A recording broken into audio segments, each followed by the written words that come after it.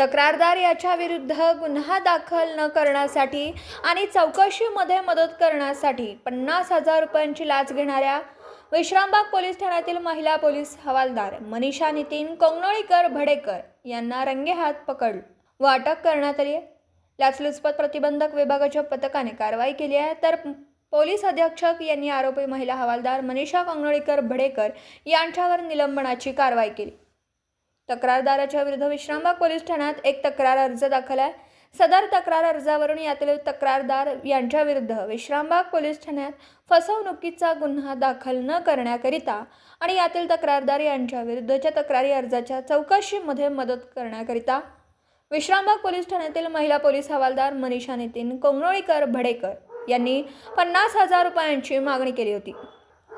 तक्रारदारांनी याबाबत लाचलुचपत प्रतिबंधक विभागाकडे तक्रार दिली होती।